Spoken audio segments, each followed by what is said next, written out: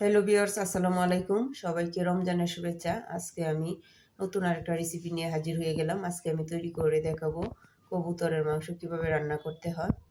কবুতর রান্না করতে যে উপকরণগুলো লাগে, আমি এখানে 2টা কবুতর নিয়েছি। কবুতরগুলো ধুয়ে কেটে পরিষ্কার করে নিয়েছি কিছু জামালুগুলো কাঁচাই পরিষ্কার করে নিয়েছি। এখন নিয়েছি এখানে রসুন আর পেঁয়াজ কুচি নিয়েছি, দারুচিনি, তেজপাতা, এলাচ, রসুন বাটা, আদা বাটা, জিরা বাটা। এখন আমি সরাসরি চুলায় চলে যাব। আগে থেকে একটা ফ্রাই প্যান বসিয়ে রেখেছিলাম, এখানে পরিমাণ মতো তেল দিয়ে দিব। বেশি তেলের প্রয়োজন নেই, অল্প একটু তেল দিলেই হবে। তেলের সাথে আমি এখানে অল্প একটু লবণ দিয়ে দিব, অল্প একটু হলুদ দিয়ে দিব। এখন আমি নেড়ে চেড়ে এখানে আলুগুলো ভাজতে দিয়ে দেবো। আলুগুলো ভাজতে আমার 5 মিনিট সময় লাগবে।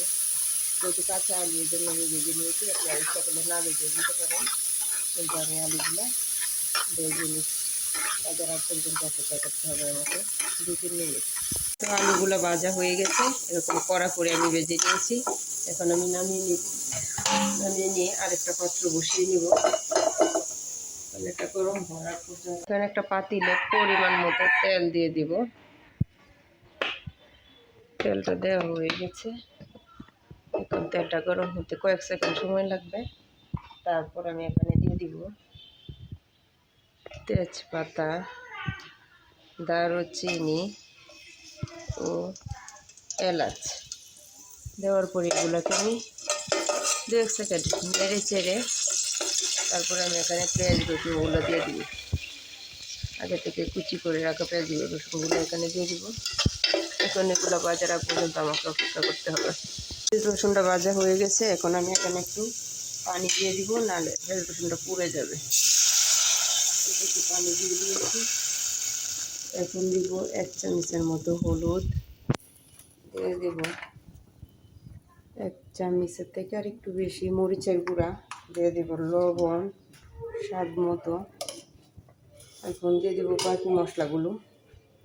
দেব জিরা বাটা, রসুন বাটা, আদা বাটা। যেহেতু কবুতরের মাংস, এত মশলা প্রয়োজন নেই, অল্প একটু হলেই হবে। এখন মশলাটা কষানোর আগ পর্যন্ত আমাকে 1-1.5 মিনিট অপেক্ষা করতে হবে। তো মশলাটা কষানো হয়ে গেছে, এখন আমি মাংসটা দিয়ে দিব। সবগুলো মাংস এভাবে দেওয়ার পরে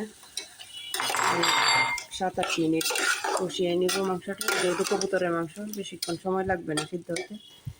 এখন 7-8 মিনিট সময়ের জন্য আমি ঢাকনা দিয়ে ঢেকে দেব।